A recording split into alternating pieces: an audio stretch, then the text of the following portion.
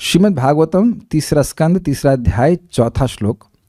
आज लिंक कुछ भी नहीं है। लिंक का मतलब कोई एकदम क्रम से वह लीला उद्धव जी स्मरण नहीं कर रहे हैं। जो उनके स्मृति पटल पे आ रहा है, जो लीला स्फुरित हो रही है, वही लीला वो स्मरण कर रहे हैं। तो आज भगवान कैसे सत्या का वर्णन करेंगे। रुक्मिणी जी का तो कल शादी कर ली है, आज शादी करेंगे सत्या से। ये भी सत्य है कि ना ना ना ना, नॉट सत्यभामा, नॉट सत्यभामा, सत्या। अरे भगवान की पत्नी का नाम भी नहीं जानती है। Satya is also there and Satyabhama is also. Satyabhama अलग प्रकार से, ये सत्या है। इनका नाम नाग्नजिति भी है। तो ये राजा नग्नजित की बेटी थी, ये अलग है। तो इनको भगवान ने 7 बैलों को नथ कर, दमन कर, मारा नहीं था, दमन करके, कंट्रोल करके इनको जीता था, 7 बैलों को। अब 7 बैलों को अभी हम व्याख्या करेंगे। पहले ये कहानी का सार है कि भगवान ने 7 बैलों का दमन किया और उसके बाद शादी करी। किसी की शादी में कभी कोई दिक्कत आए तो समझ लेना, प्रभु जी लोग बोल रहा हूँ, तो कहना भाई कुछ भी हो, बैलों को दमन करके आपको शादी नहीं करनी पड़ी। तो भगवान तो बड़ी देखे शादी करने की कितनी लालसा थी कि अब वो जो है, पहले तो कल राक्षस विवाह किए और आज जो है वो आज ये कल गंधर्व विवाह किए थे। नहीं, गंधर्व और राक्षस दोनों था वो। और आज मतलब इनको दमन करके, असुर बैलों को दमन करके वह जीतेंगे। एक बात कल के श्लोक से रह गई थी, मैं क्लियर नहीं किया था। देखिए बात आई थी कि गंधर्व रीति से शादी की थी कि राक्षस विधि शादी की थी। देखिए होता क्या है, गंधर्व विधि होती है जिसमें लड़का और लड़की आपस में अग्री कर लेते हैं, ठीक है। वो मतलब अरेंज मैरिज नहीं होती है, लव मैरिज कह सकते हैं। जैसे कि शकुंतला और क्या नाम था उसका, उनका दुष्यंत जी का था, वो आपस में अग्री करी, मान लेके शादी, ठीक है।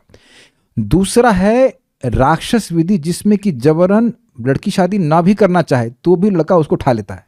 जैसा कि लक्ष्मणा शादी नहीं करना चाहती थी सांब से, भगवान के बेटे हैं सांब, लेकिन सांब स्वयंवर में उनको उठा लिए, वह उनका वर्ण नहीं करी थी। जैसे भीष्म देव भी on the behalf of Vichitraveer के पक्ष से अंबा, अंबालिका और अंबा तीनों को राक्षस विधि से उठा लाए थे। उनका स्वयंवर था, वह नहीं चुनी थी। उनमें से एक लड़की शल्य से शादी करना चाहती थी, शल्य से, तो वह इनसे शादी नहीं करना चाहती थी विचित्रवीर से। लेकिन क्योंकि अब भीष्मदेव उनको राक्षस विधि से उठा लेते, किडनैप कर लिए थे, तो उनकी शादी विचित्रवीर से ही हुई। तो उनमें से 3 में से 2 की, कुछ समझ पा रहे हैं। लेकिन भगवान के केस में दोनों हुआ। रुक्मिणी जी ने प्रस्ताव दिया था, भगवान ने स्वीकार किया, तो ये लव मैरिज हुई, गंधर्व विवाह हुआ। लेकिन इसको करने की विधि राक्षस हुई, क्योंकि वह रुक्मिणी जी का अपहरण किए थे। तो इसलिए एक बात आ जाती है कि जब परीक्षित महाराज ने पूछा कि हमने सुना है कि राक्षस विधि से शादी करी, तो यह भी ठीक है, सुना है, मतलब ये आधी बात सही है। लेकिन बात ये थी कि रुक्मिणी जी ने उनको प्रपोज किया था, yes that's a word, propose किया था कि शादी कर लीजिए, और भगवान की भी इच्छा थी शादी करने की। तो इस प्रकार से दोनों चीज़ों की ये मिक्स शादी थी। कितना विचार करना पड़ता है, सब शादी विवाह में बहुत विचार होता है। अब हम लोग आज दूसरी शादी के बारे में सुन रहे हैं। Let's chant. कुकुग्मिनो विध्वनसो दमित्वा स्वयंवरे नाग्नजितिं उवाह। कुकुग्मिनो विध्वनसो दमित्वा स्वयंवरे नाग्नजितिं उवाह। तद्भग्नमानानपि गृध्यतो ज्ञा जग्रेक्षतः शस्त्रभृतः स्वशस्त्रैः। तद्भग्नमानानपि गृध्यतो ज्ञा जग्नेक्षतः शस्त्रभृतः स्वशस्त्रैः। कुकुग्मिनो विध्वनसो दमित्वा स्वयंवरे नाग्नजितिं उवाह। कुकुग्मिनो विध्वनसो दमित्वा स्वयंवरे नाग्नजितिं उवाह। विध्व नहीं है, विध्वनसो। कुकुग्मिनो विध्वनसो दमित्वा स्वयंवरे नाग्नजितिं उवाह। कुकुग्मिनो विध्वनसो दमित्वा स्वयंवरे नाग्नजितिं उवाह। तद्भग्नमानानपि गृध्यतो ज्ञा जग्नेक्षतः शस्त्रभृतः स्वशस्त्रैः तद्भग्नमानानपि गृह्यतोज्ञा जग्ने क्षतः शस्त्रभृतः स्वशस्त्रैः कुकुग्मिनो विध्वनसो दमित्वा स्वयंवरे नाग्नजितिमुवाह कुकुद्मिनो विद्धनसो दमित्वा स्वयंवरे नाग्नजितिम् उवाह तद्भग्नमानानपि गृह्यतोज्ञ जग्ने क्षतः शस्त्रभृतः स्वशस्त्रैः तद्भग्नमानानपि गृह्यतोज्ञा जग्ने क्षतः शस्त्रभृतः स्वशस्त्रैः।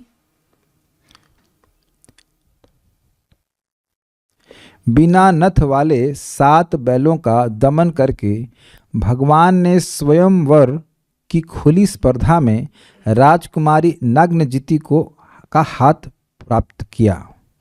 यद्यपि भगवान विजय हुए किंतु उनके प्रत्याशियों ने राजकुमारी का हाथ चाहा। अतः युद्ध हुआ। अतः शस्त्रों से अच्छी तरह लैस भगवान ने उन सबों को मार डाला या घायल कर दिया, परंतु स्वयं उन्हें कोई चोट नहीं आई। तो यहाँ पे आप फोटो देख सकते हैं।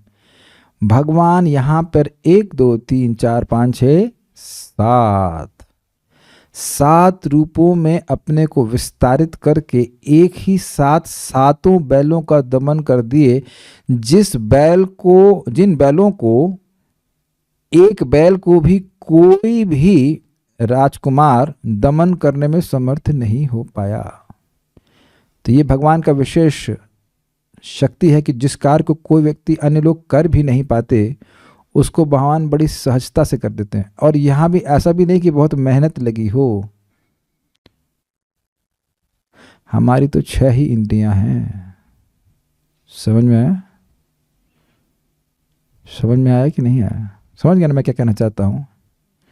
यहाँ 7 बैल हैं। भगवान अपने को विस्तारित करके एक साथ 7 बैलों को दमित कर दिए। समझ में आ रहा है? बहुत बड़ी शिक्षा मिल रही है कि भगवान की शरण में रहेंगे तो भगवान हमारी सारी इंद्रियों को शमित करेंगे। सर्व इंद्रियों को शांत, सब शांत हो जाएंगे। प्रमाण अभी आप देख रहे हो। अगर अभी कान कुछ और सुनना चाहे, चलिए देखिए कौन कौन सी इंद्रिय संयमित है। आंख संयमित है, देख रहे हैं भागवती शब्दों को।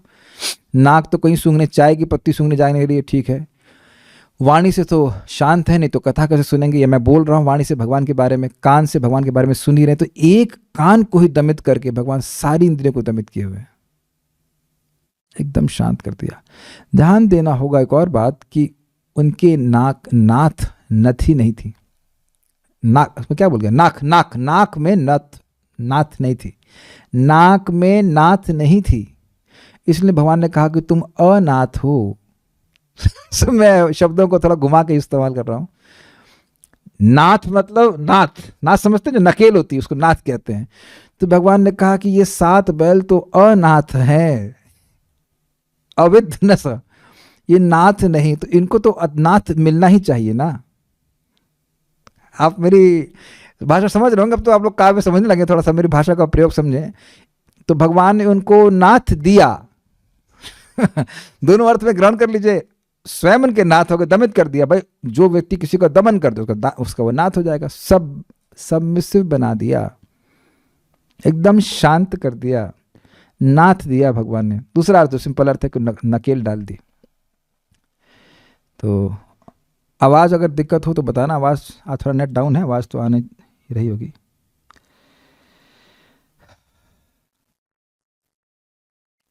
ओके। स्व शब्द आपको सप्लाई कर रहा होगा उन भगवान ने, जिन भगवान ने रुक्मिणी से शादी करती, उन्हीं भगवान के बारे में बताओ। नया हीरो नहीं है। हमारी पिक्चर का हीरो चेंज नहीं होता है, क्योंकि हमारी पिक्चर का हीरो कभी बुढ़ा नहीं होता है ना। जिन हीरो को आप बचपन में देखते थे उनका बुढ़ापा आप नहीं देखना चाहते हैं, है कि नहीं? उनको देखने वाले भी बुढ़े और वह भी बुढ़े। लेकिन हम लोग भले बुढ़े हो जाएं, लेकिन हमारे हीरो ठाकुर जी ये कभी बुढ़े नहीं होने वाले। अभी भी कहीं नाथ रहे होंगे, किसी कहीं लीला हो रही होगी उनकी। वही भगवान ने अविद्ध नसा, जिनकी नाकें छिदी हुई नहीं थी, ककुद्मतः, कुकुद्म मतलब जिसकी कुबड़ा होता है अर्थात बैलों को, ऐसे बैलों को दमित्वा दमन करके स्वयंवरे दुल्हन चुनने के लिए खुली स्पर्धा में, जानते हैं स्वयंवर में जहाँ पर वो स्वयं ही वर को चुनती हैं, नागनजितिम वाह, राजकुमारी नागनजिति को वाह यानी ब्याह किया, वाह विवाह ये सब किया। इस पे परम पूज्य राधा गोविंद महाराज बड़ा अच्छी बात कर रहे थे, कहते निर्वाह सुना है आपने? निर्वाह मतलब समझते हैं, निर्वाह पालन करना, उवाह निर्वाह और विवाह ये एक ही अर्थ में है। ब्यूटीफुल स्टेटमेंट, बहुत सुंदर। ये नहीं है कि किसी लड़की को स्वीकार किया बस, वो दोनों ही एक दूसरे का निर्वाह करते हैं। भोजन खा के तो आदमी जिंदा रहता है कि नहीं? भाई ठीक है, तुम भोजन ला रहे हो, गेहूं चावल ला रहे हो, तो ऐसे ही खा जाओगे क्या? उसको पकाने के लिए क्या मेहनत नहीं करनी पड़ती? दोनों ही एक दूसरे का ध्यान रखते हैं। This is very nice, it's a यज्ञ, इट्स अ सैक्रिफाइस। बस दूसरा एक और अर्थ था, सुनना चाहेंगे? दोनों एक दूसरे को सहन करते हैं। है ही भाई, ये तो है ही, सहन तो करना ही पड़ता है। कभी कभी पत्नी गलत कुछ कर देती है, कभी पति गलत कर देते हैं, बट नॉट दैट कि हर छोटी चीज पे व्यक्ति सेपरेट हो जाए। निर्वाह बहुत अच्छा शब्द लगा था हमको, महाराज इस पे बोल रहे थे। तद भग्न मानान अपि, यद्यपि इस तरह बैलों के दमन के द्वारा जिन राजकुमारों का मान भंग हो गया था।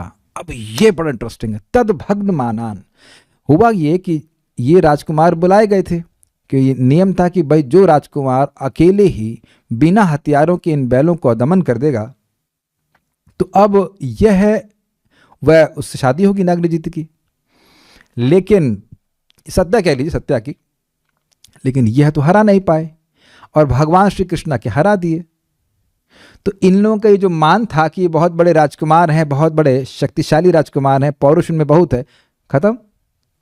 तो यद्यपि वह हार चुके हैं, समझिए भगवान कृष्ण ने उन राजकुमारों से युद्ध नहीं किया है। युद्ध कह लीजिए, दमन तो उनने बैलों का किया है, लेकिन इन लोगों का मान दमित हो गया।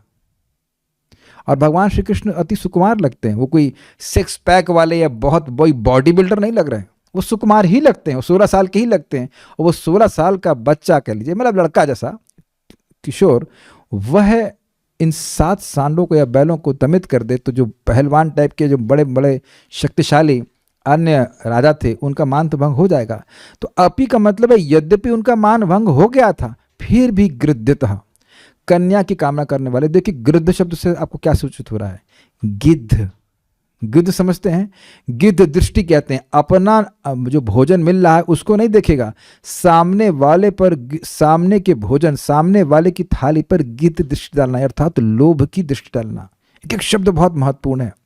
गृध्यतः मतलब वह लोभ से देख रहे थे। किसको देख रहे थे? सत्या को देख रहे थे। यद्यपि सत्या उनका भाग नहीं थी, पहले तो उनको मौका दिया गया था ना। वो यह तो नहीं कह सकते कि यार हमको मौका दिया जाता तो हम भी दमित कर लेते। अरे तुमने तो अपनी हड्डियां दमित करवा ली। वो सारे बालों ने बहुत से लोगों का हाथ पैर तोड़ दिए थे, बहुत सारे राजकुमारों के हाथ पैर तोड़ दिए थे। तो उन लोगों का मान भंग हो गया। ये होता है जगत में। तुम्हारा अधिकार होता तो तुमको पहले ही मौका दिया गया था, तुम दमित कर लेते। समझ रहे ना बात? तो कह रहे हैं गृध्यतः, उनकी कन्या की कामना थी, इसलिए अज्ञान मतलब उन मूर्खों ने। बड़ा इंटरेस्टिंग है, मूर्ख क्यों कह रहे हैं? उनका मान दमित हो गया है। वो देख लिए कि इन सांडों को या इन बैलों को, क्षमा कीजिएगा, इन बैलों को हम दमित नहीं कर पाए, ये अकेला कर लिया, तो ये कितना शक्तिशाली है। फिर भी क्योंकि वह कन्या की कामना लिए थे, इसलिए उनको मूर्ख कह रहे हैं, क्योंकि वह अब ऐसे ही व्यक्ति से फिर पंगा लेने पर जुटे हुए हैं जो ऑलरेडी उनसे शक्तिशाली है। कुछ आप समझ रहे हैं बात? इसीलिए कह रहे हैं, इसलिए अज्ञान। वो जो कामना थी सत्या को प्राप्त करने की, उस कारण से उनके चित्त पर अज्ञान छा गया कि भाई ये तो बहुत शक्तिशाली आदमी है, इससे क्यों झगड़ा करना है। तुम्हारे सामने, उन्होंने सामने देखा, सबने सामने देखा कि ये अपने को 7 रूप में विभाजित कर दिया। सोचिए, मैं अभी 7 रूप में विभाजित करके एक जगह गीता क्लास दे रहा हूँ, एक जगह भागवत दे रहा हूँ, एक दिन चैतन्य चरितामृत, एक दिन एक साथ एक जगह माधुर्य कदम नहीं पढ़ा रहा हूँ, तो कहीं ये कैसे प्रभु जी हैं भाई? एक साथ बोल रहे हैं। तो आपको आश्चर्य नहीं होगा? भाई ऐसा सामर्थ्य हमारे पास नहीं है। हम एक ही समय में आप लोग घर में पहुंच रहे हैं, वह भी इस टेक्नोलॉजी के माध्यम से। हाँ तो एक ही, इज इट नॉट? भगवान कृष्ण एक साथ अपने आप को 7 रूप में विभक्त किए। इन बेवकूफ़ों ने लिखा है, मैं नहीं कुछ बोल रहा हूँ, अज्ञानी ने, मूर्खों ने सामने देखा तो उसको सामर्थ्य को देखना चाहिए कि ये व्यक्ति न सिर्फ शक्ति में बहुत अधिक है, इसके पास दिव्य शक्तियां हैं। भाई ये एक साथ अपने आप को 7 रूप में विभक्त कर लिया। देखते हैं किसी व्यक्ति को आप ऐसा 7 रूप में विभक्त होकर खा ले। भोजन खा नहीं सकता है, बैलों को तो आप मतलब कंट्रोल करने की भावना कर भूल ही जाइए। यहाँ तो लोग हम देख रहे हैं कि बछड़ों से डर जाते हैं, बैलों की तो बात छोड़िए। हाँ हाँ हाँ, ऐसे कुछ लोग हैं जिनको बछड़े को खाना देने जाएंगे, बछड़ा थोड़ा कूद गया तो वो भी कूद गए, अरे भाई कि हम पर कूद जाएगा। हैं ऐसे लोग, होते हैं ना ऐसे लोग। हाँ, बछड़ों से डर जाते हैं, बैलों की तो बात छोड़िए। तो गृत तो कहें कि भाई क्यों भगवान से झगड़ा किया, तो कहते हैं अज्ञान, पगले हैं वो लोग। पगले क्यों हैं? क्योंकि गृत था, क्योंकि वह लोलुप हो गए थे सत्या का हाथ प्राप्त करने के लिए। हाथ पैर पहले ही तुड़वा चुके हैं, फिर भी सत्या का हाथ पकड़ने के लिए इनकी इच्छा थी। ऐसा हो जाता है।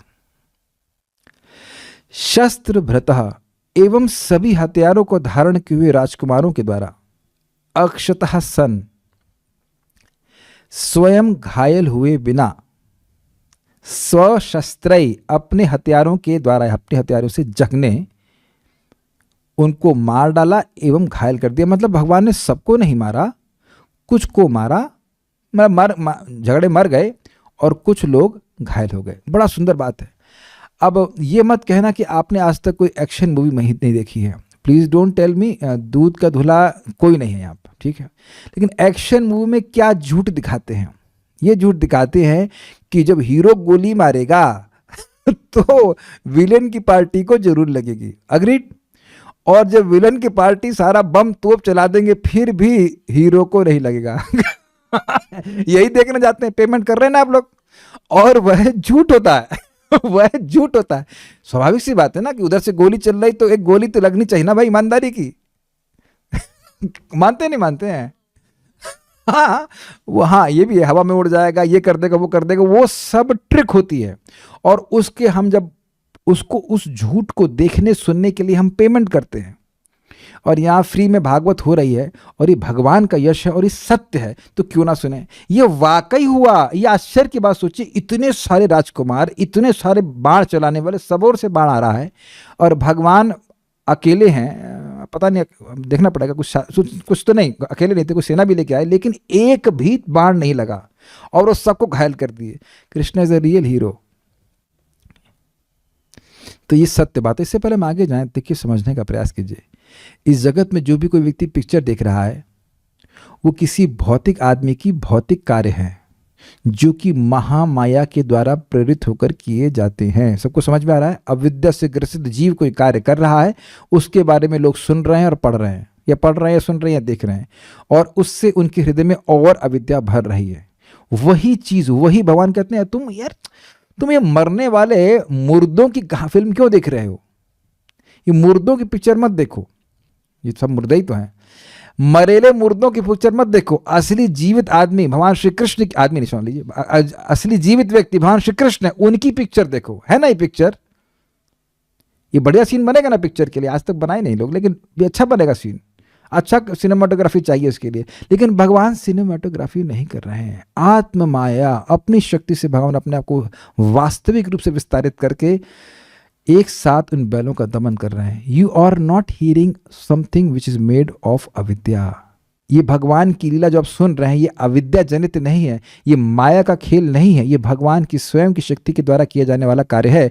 और इसको सुनने से हमारे हृदय की अविद्या नष्ट होती है, भगवान के प्रति प्रेम बढ़ता है। बात आ रही तो हम यहाँ बोल ही दे रहे हैं कि भगवान तो चाहते तो अकेले ही सबको दमन कर देते। इस 7 रूप में क्यों विभाजित किए? तो आचार्यों ने बड़ी सुंदर टीका करी है। कहते हैं कि वह सत्य को बताना चाह रहे थे कि देखो, यद्यपि और रानियां होंगी फिर भी मैं तुम्हारे संग व्यक्तिगत रूप से रहूंगा। समझ में आया? ऐसा मत सोचना कि तुमको मुझे शेयर करना होगा कि वो, अब हम मान लो कोई को वाइफ है, सौत कह लीजिए, सौत शब्द अच्छा लगता है, को वाइफ कह लीजिए, तो है वो पति किसी और पत्नी के साथ में है, तो अब उसको वो भोजन बनाई, मान लो वो नहीं आएगा तो कैसे खाएगी? दुख लगेगा कि नहीं?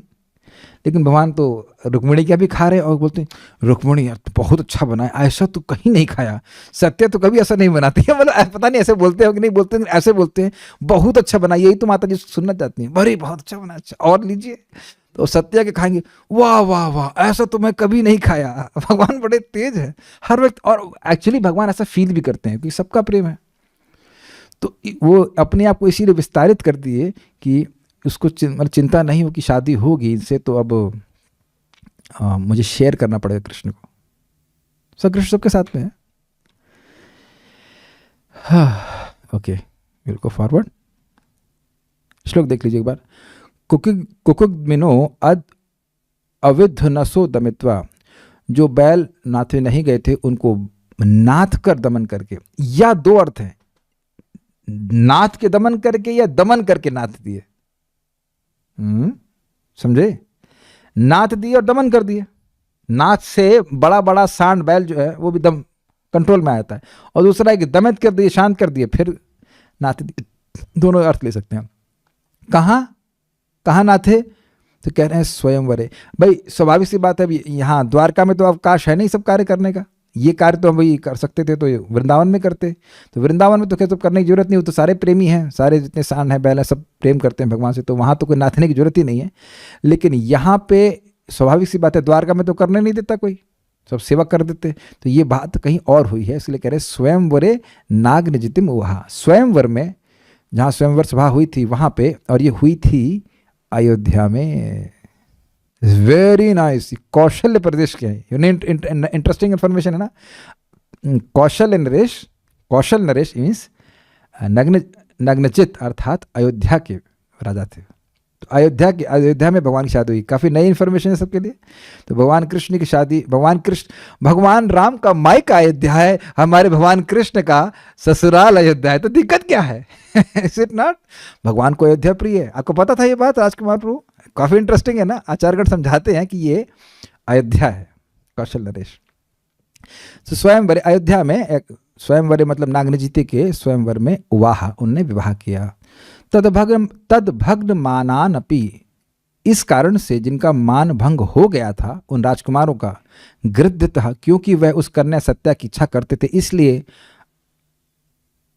क्या शब्द है,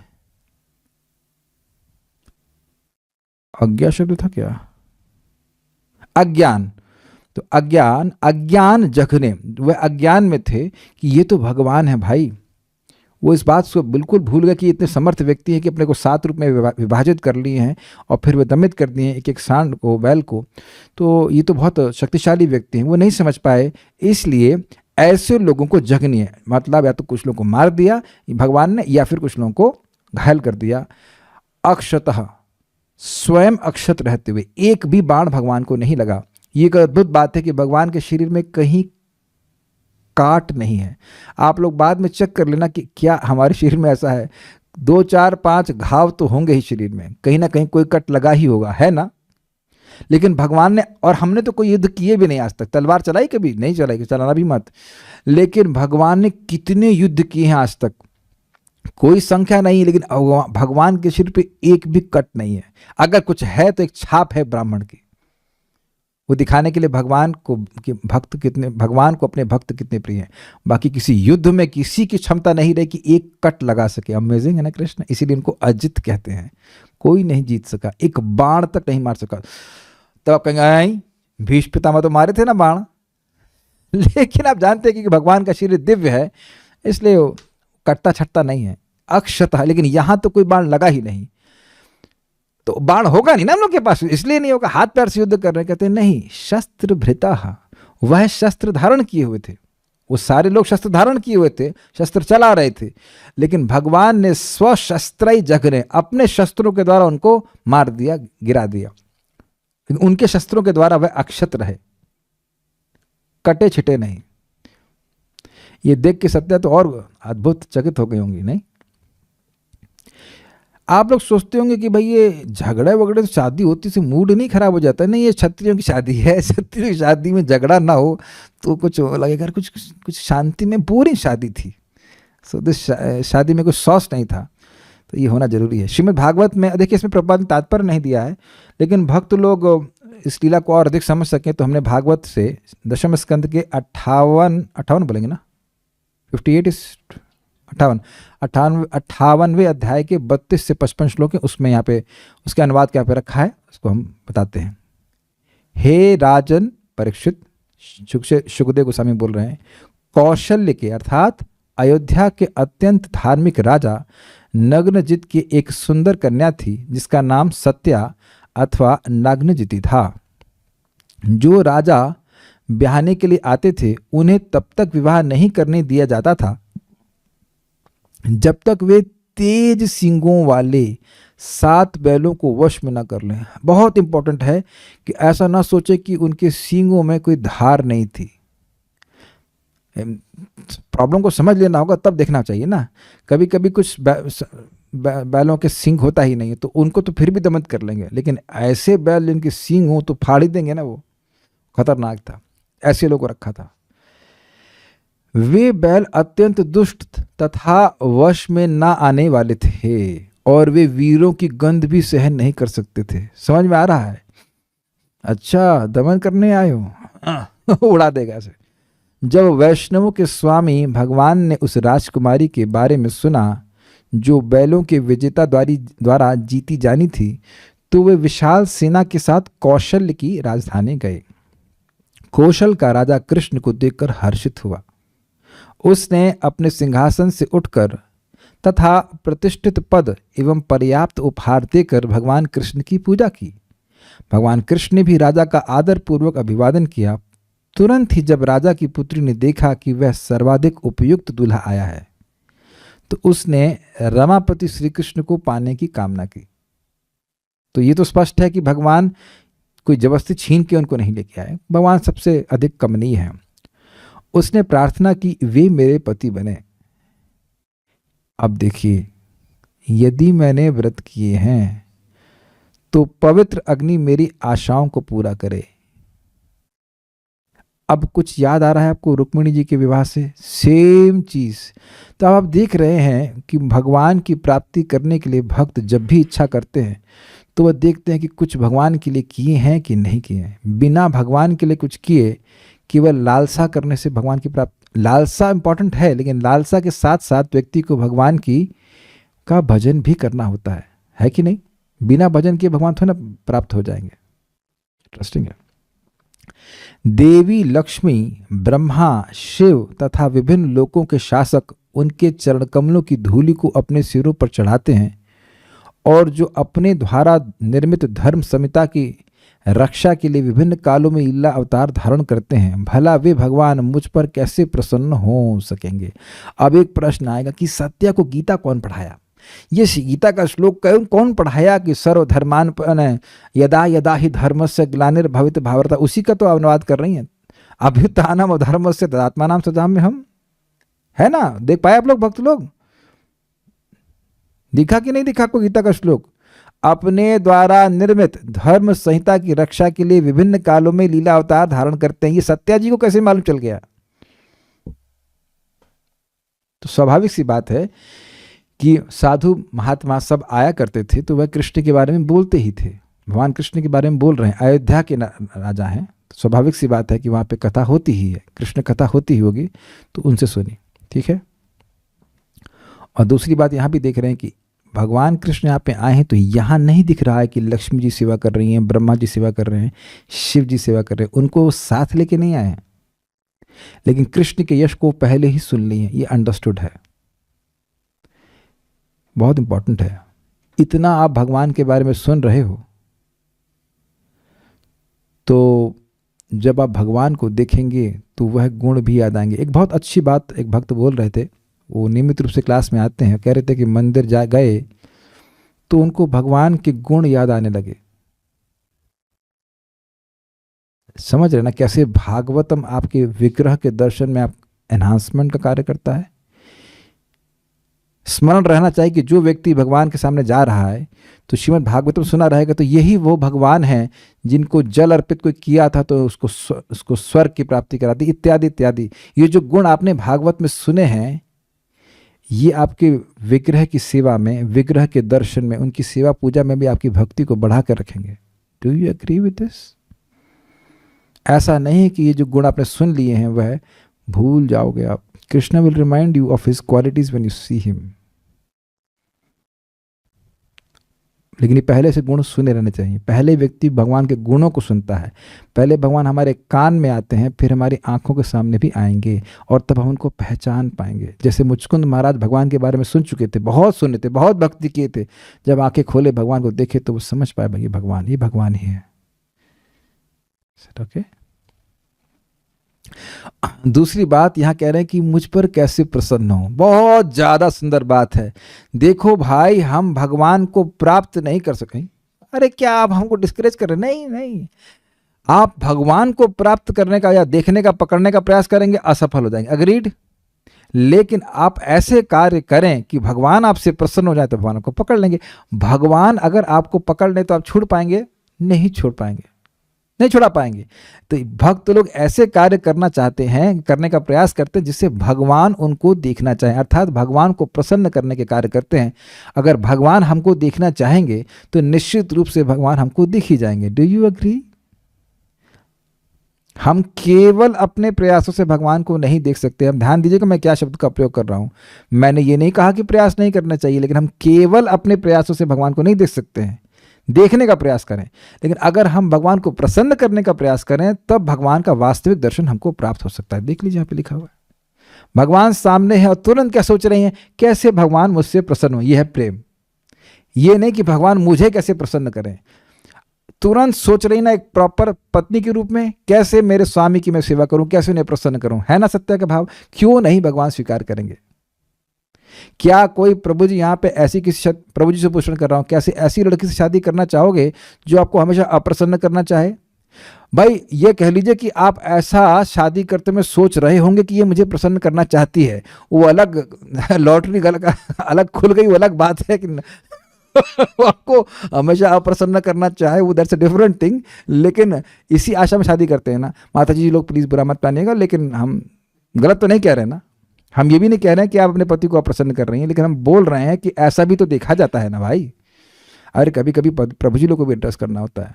क्या प्रभु जी लोग, आप मेरी बात से सहमत है कि नहीं? सब ब्रह्मचारी हैं भाई क्या?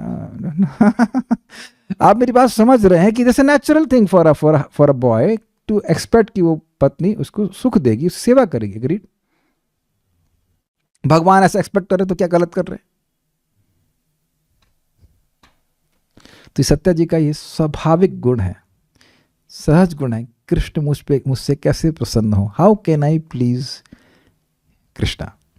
आनुकूल लेना। बात भले ही मैं सामान्य भाषा में बोल रहा हूं, लेकिन बात बहुत गंभीर है। यही भक्त का भावना होती है, मैं कैसे कृष्ण को प्रसन्न कर सकूं किसी भी तरह से, जैसे भी भक्ति का तरीका होता है। Will go forward. सर्वप्रथम राजा नग्नजित ने भगवान की समुचित पूजा की और तब उन्हें संबोधित किया, हे नारायण। अरे पिताजी को भी पता है। हाँ जी। हे नारायण, हे ब्रह्मांड के स्वामी, आप अपने आध्यात्मिक आनंद में पूर्ण रहते हैं। Everyone knows. अतः यह तुच्छ व्यक्ति आपके लिए क्या कर सकता है? देखिए ससुर जी भी दामाद का कितना सहायता, कितना सम्मान कर रहे हैं। दामाद को और क्या चाहिए? सुखदेव गोस्वामी ने कहा, हे कुरुनंदन, भगवान प्रसन्न थे और सुविधाजनक आसन स्वीकार करके वे मुस्काए तथा मेघ गर्जना सदृश धीर गंभीर वाणी में राजा से बोले। भगवान ने कहा, हे मनुष्यों के शासक, विद्वान जन धर्म मृत राजवर्य व्यक्ति से याचना करने की निंदा करते हैं। क्या मतलब हुआ? मतलब ये हुआ कि हम राजा हैं, हम क्षत्रिय हैं, तो हम आपसे आपकी बेटी के लिए याचना नहीं कर सकते हैं, क्योंकि याचना करना एक क्षत्रिय के लिए निंदित है विद्वान जनों के द्वारा। इसलिए मैं आपके बेटी का हाथ आपसे याचना नहीं कर सकता हूं। समझ आ गया? तो भी तुम्हारी मित्रता का इच्छुक मैं तुमसे तुम्हारी कन्या का मांग रहा हूं, यद्यपि हम बदले में कोई भेंट नहीं दे रहे हैं। कुछ समझ में आ रहा है? बात यह हो रही है कि आपने एक नियम बना रखा है कि ये जो लोग करेंगे वही इन बैलों का दमन करेंगे, तो वो एक प्रकार की भेंट हुई ना। ये भेंट जब मुझे मिलेगी तभी मैं अपनी कन्या को उस व्यक्ति को दूंगा। तो कह रहे हैं कि हम ना तो याचना देंगे और ना हम आपको भेंट देना कोई भेंट नहीं दे रहे हैं।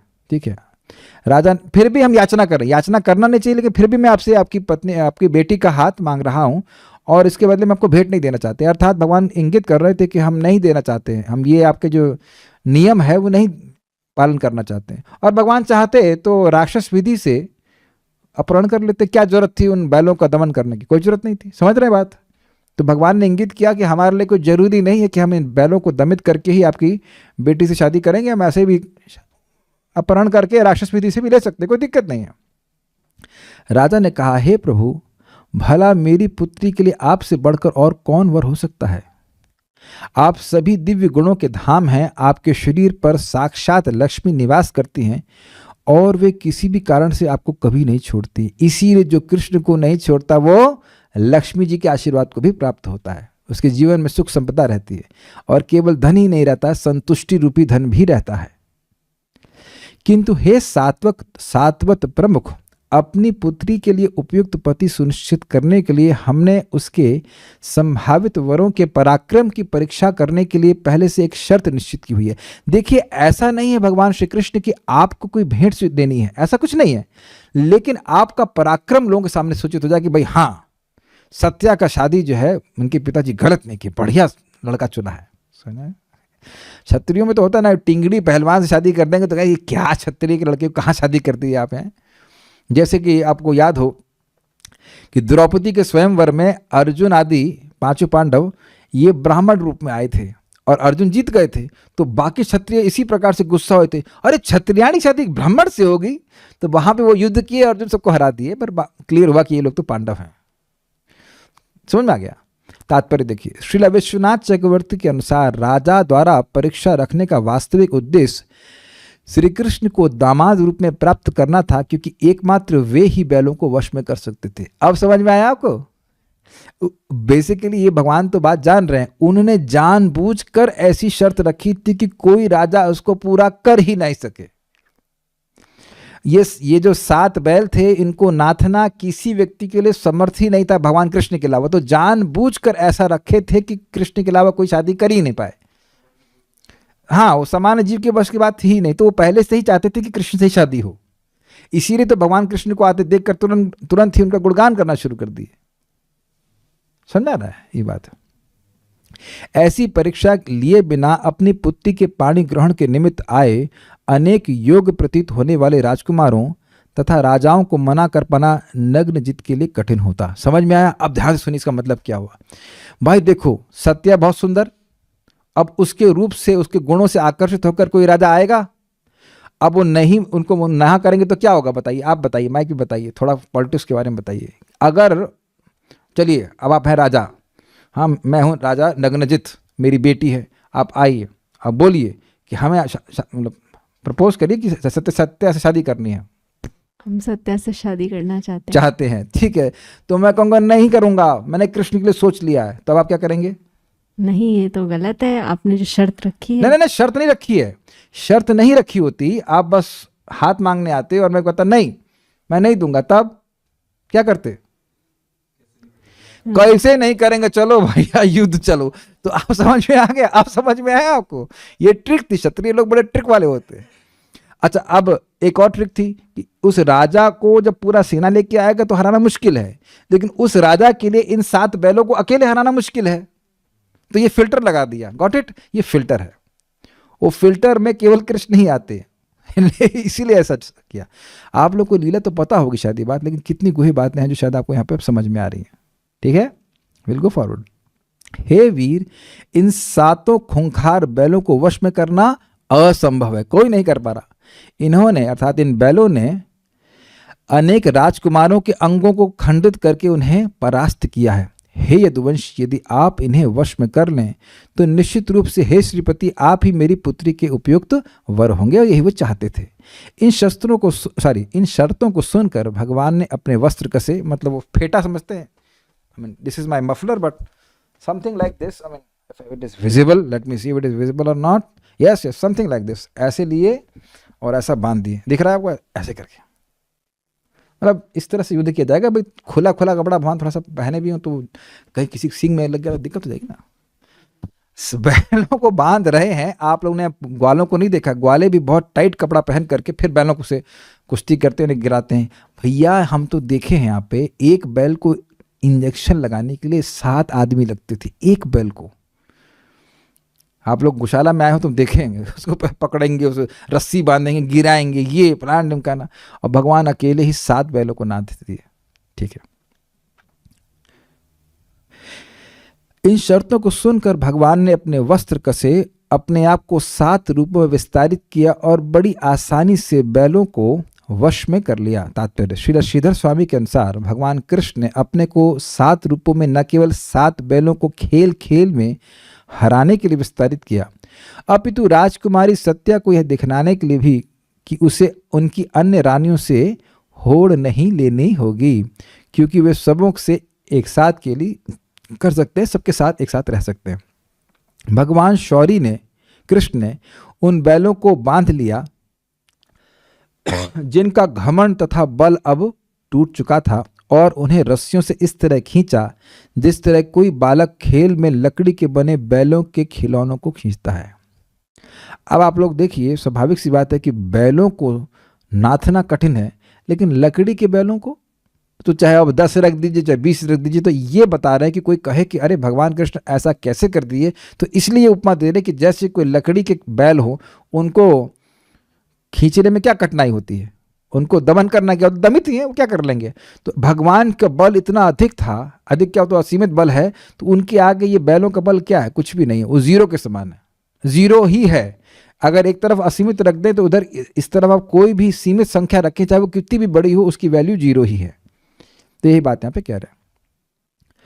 तब प्रसन्न तथा चकित राजा नग्नजित ने अपनी पुत्री भगवान कृष्ण को भेंट कर दी। भगवान ने इस अनुरूप दुल्हन को वैदिक विधि के साथ स्वीकार किया। तो ये गंधर्व विवाह था? नहीं। क्या ये राक्षस विवाह है? नहीं, क्योंकि अपहरण नहीं किए, ये अरेंज मैरिज है। कंडीशन थोड़ी पूरी कर दी। राजकुमारी को भगवान कृष्ण के प्रिय पति के रूप में एक मिनट रुक जाइए, सुनिए। क्यों गंधर्व विवाह नहीं? क्योंकि भगवान सत्या से बात नहीं किए। क्यों राक्षस विवाह नहीं है? क्योंकि उनका अपहरण नहीं किए, कर सकते थे नहीं किए। क्यों अरेंज मैरिज है, देव मैरिज है? क्योंकि पिता से बात की, पिता से बात की जाती है फिर शादी करते हैं, ठीक है ना। वैदिक विधि, वैदिक तो है ही मतलब, लेकिन मतलब देव विधि का, देव विवाह कहा जाता है।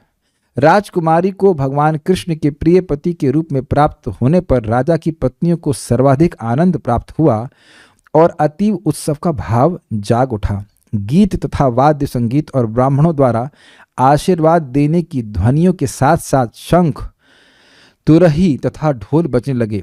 प्रमुदित नर नारियों ने अपने को सुंदर वस्त्रों तथा मालाओं से अलंकृत किया। शक्तिशाली राजा नग्नजित ने दहेज के रूप में 10,000 गौवें, 3,000 युवा दासियां जो अपने गलों में सोने के आभूषण पहनी थीं यह तथा सुंदर वस्त्रों से अलंकृत थीं, 9,000 हाथी, हाथियों के 100 गुना रथ, रथों के 100 गुना घोड़े, मतलब हाथी 9,000 हाथी, हाथियों के 100 गुना रथ, मतलब जितने हाथी से उनसे 100 गुना रथ और उनसे 100 गुना घोड़े तथा घोड़ों के 100 गुने नौकर दिए। आप देखना कि जीरो कितने लग गए वो आप सोच नहीं पा रहे हैं, तो कहीं सोचे कि भाई बहुत दहेज मांग रहे हैं तो कुछ कमी है, इज इट नॉट। देखिए दहेज पिता सहेजता नहीं था, सहजता से देता था। समझ रहे ना। बाकी सारी बात, सारा जो संपत्ति है तो वो तो बेटे के पास जाती है, तो बेटी को भी कुछ अपनी तरफ से वो देता था। लेकिन इसको अब इसलिए आप, मैं व्याख्या नहीं कर रहा हूँ उस तरह से, जो विकृत रूप आजकल लिया उस तरह से लिया जाना चाहिए था। सहज मतलब सुखपूर्वक दिया करता था। हाँ, स्नेह से द्रवीभूत हृदय से कौशल के राजा ने वरवधु को उनके रथ पर बिठा दिया और तब एक विशाल सेना के साथ उन्हें विदा कर दिया, क्योंकि पता था कि युद्ध हो सकता है। वैसे तो भगवान सेना लेके आए ही थे। जब स्वयंवर में आए असहिष्णु प्रतिद्वंदी राजाओं ने सारी घटना के बारे में सुना तो उन्होंने भगवान कृष्ण को अपनी दुल्हन घर ले जाते समय मार्ग में रोकना चाहा। अब ये अज्ञान है कि नहीं? भैया शादी हो गई है तो तुम्हारा दिमाग खराब है बताओ, शादी दिमाग खराब है, तुम पंगा कर रहे हो, इसे अज्ञान नहीं कहेंगे? हाँ जी, इस पे तो पुलिस बुलाई जाती है कि नहीं। किंतु जिस तरह इसके पूर्व बैलों ने राजाओं के बल को तोड़ दिया था, उसी तरह अब यदु योद्धाओं ने उनके बल को तोड़ दिया। समझ में आ रहा है बात? पहले तो ये लोग पिटे बैलों से, अब इनकी बुद्धि ही बैलों वाली हो गई, तो बैल से नहीं समझ में आया, तो अब ये यदुवंशों से पिट रहे हैं। गांडीव अर्जुन भी है भाई। आज मेरे यार की शादी भगवान कृष्ण उनके मित्र है, तो उनकी शादी में अब जाएंगे नहीं अर्जुन? Is everywhere. गलत नहीं बोल रहे हैं भाई, भगवान के मित्र की शादी है। तो गांडीव धनुर्धारी अर्जुन अपने मित्र कृष्ण को प्रसन्न करने के लिए सदैव उत्सुक रहते थे, अतः उन्होंने उन सारे प्रतिद्वंदियों को भगा दिया जो भगवान पर बाणों की झड़ी लगाए हुए थे। इससे तो ये प्रतीत हो रहा है कि भगवान को युद्ध करना ही नहीं पड़ा, अर्जुन खुद ही मैनेज कर दिया। अरे यार, आज आपकी शादी है, कूल शांति से रही, हम मैनेज कर लेंगे। Is it not? शादी के दिन जो दूल्हा है वो थोड़ा सा मतलब उस दिन तो शांत रहता है कम से कम, तो other things are manage by other people. So Arjun ने कहा कि हम आज मैनेज करेंगे। इस लीला से तो यही लग रहा है कि भगवान को युद्ध नहीं करना पड़ा। ठीक है, उन्होंने यह सब वैसे ही किया जिस तरह एक सिंह शूद्र पशुओं को खदेड़ देता है। तब यदुओं के प्रधान भगवान देवकी सुत दहेज तथा सत्या मतलब नागनजित्ती को लेकर द्वारका गए और वहां सुखपूर्वक रहने लगे। इसके बाद कुछ भी नहीं है। And they lived happily ever after. Actually फिल्मों में पिक्चर जहां तक रहती है, झगड़ा हुआ, ये हुआ, वो हुआ, उसके बाद लिख देते हैं and they lived happily ever after, लेकिन उसके बाद की पिक्चर नहीं बनाते हैं, क्योंकि उसके बाद की पिक्चर शायद देखने लायक न हो। देखिए, ये तब होता है विशेष करके जब पति पत्नी भक्त ना हो, उनका केंद्र कृष्ण नहीं हो। उसके बाद वास्तविक लिखना चाहिए and they never lived happily ever after. ये उसके बाद दोबारा कभी खुश नहीं रहे। ये भी कह सकते हैं, और ये कह सकते नहीं, देखा ही गया है। जो भी व्यक्ति कृष्ण भावना भावित नहीं हो तो दुखी ही रहेगा, स्वयं भी दुखी रहेगा, दूसरों को भी दुखी करेगा। तो उम्मीद है कि आज की एक्शन मूवी आप लोग को अच्छी लगी होगी। देखते हैं कल कौन सी मूवी आती है, हम अभी देखे नहीं है। कुछ भक्तों ने प्रश्न किए, उसको देख लेते हैं। By subduing 7 bulls whose noses were not pierced means they were difficult to control। बहुत अच्छा बात है जब ये कहा जा रहा है, बहुत अच्छा पॉइंट हमारे गौरव प्रभु ने कहा इधर, कि उन बैलों की नाक में नथ नहीं था, एक्चुअली नथ नहीं था। तो इसका मतलब यह सूचित करता है कि ये बैल नाथने में कठिन थे। जी हाँ, देयर इज अ पॉइंट। ऐसा नहीं है कि जबरदस्ती उनको नाथा नहीं गया था, उनको नाथना असंभव था, कठिन था।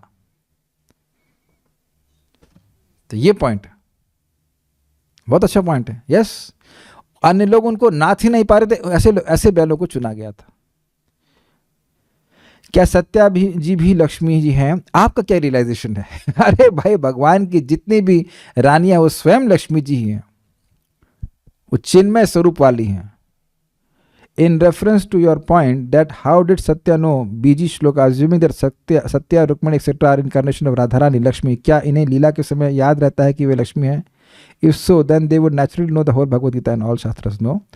ये अच्छी बात है, मुझे लग रहा था ये प्रश्न आ सकता है, ये बात आ सकती है। देखिए, वो कह रहे हैं कि आपने कहा कि सत्या जी को कैसे मालूम कि भगवान ये हैं, वो हैं, ये हैं, वो हैं? वो तो स्वयं लक्ष्मी जी हैं, तो क्या उनको स्वतः स्मरण नहीं हो जाएगा भगवान की महिमा? देखिए, भगवान की लीला में वो उस प्रकार से स्मरण नहीं करती हैं, नहीं तो फिर लीला कैसी होगी? वो लीला शक्ति उनको विमोहित कर देती है। Make sense? नहीं तो फिर रुक्मिणी जी तो कहते हैं तो मैं तो देवी हूं, मैं आ रही हूं, उड़ करके पहुंच जाती, सीधे द्वारका पहुंच जाती। हो गई कहानी। फिर आपके लिए बात करने के लिए क्या होता है? बात करने के लिए ये होता कि रुक्मिणी उड़ के आ गई और भगवान की शादी हो गई। सत्या उड़ करके आ गए, शादी हो गई। यहां तो वह सोच रही है कि मेरी शादी कैसे हो, मेरी शादी कैसे हो, है कि नहीं? तो भगवान की लीला शक्ति इस प्रकार से, और इसीलिए वह साधु महात्मा के दर्शन सुन रही है। यही तो मैं कल समझा रहा था कि रुक्मिणी जी भगवान की नित्य पार्षदा हैं, उनको भगवान के प्रति आकृष्ट होने के लिए कुछ करना नहीं है। लेकिन फिर भी लीला में हम देखते हैं कि नारद जी आते हैं, उनको कहाँ पे थे, भीष्मक के यहाँ पे, राजा भीष्मक के यहाँ, वो उनको कथा सुनाते हैं, मतलब और अन्य साधु लोग भी आते हैं। तो भगवान श्री कृष्ण के गुणों को सुन करके आकर्षित हुए। यही तो वो बोल रही थी कि साधुओं से भगवान कृष्ण के गुणों को सुन करके मैं आपके प्रति आकृष्ट हूँ। ऐसे तो भगवान के पार्षद अर्जुन भी हैं, तो वह भी तो वो क्या वो उनको भगवान का ज्ञान नहीं है, लेकिन भगवान उनको मोहित कर देते हैं और उनको भी गीता सुननी होती है। तो ये सब बातें हैं, लीला शक्ति के द्वारा संपादित हो रहा है। जैसे वसुदेव जी को नहीं पता लग रहा है, अच्छा अभी स्क्रिप्ट में क्या है, कृष्ण लेके जा रहे हैं उधर, यमुना को क्रॉस कर रहे हैं, अच्छा अभी कृष्ण यमुना में नीचे गिरने वाले हैं, हाँ मुझे पता है मुझे पता है, नहीं, उनका बच्चा गिर गया और वो पागल हो गए कि मेरा बच्चा अभी जन्म लिया और ये यमुना में गिर गया, अब मैं क्या करूँगा, मैं देवकी को क्या बोलूँगा। तो समझने का प्रयास कीजिए, भगवान के पार्षद ये याद नहीं रखते हैं लीला में कि वो भगवान के पार्षद हैं, यद्यपि वो भगवान के पार्षद हैं, लेकिन भगवान से संबंध को, भगवान से प्रेम को वो नहीं भूल पाते। That is a point.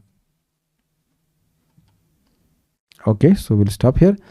So we'll have another movie tomorrow. Krishna willing. Srila Prabhupada की जय, श्रीमद् भागवतम की जय, श्री श्री उद्धव जी की जय, निताई गौर प्रेमानंदे।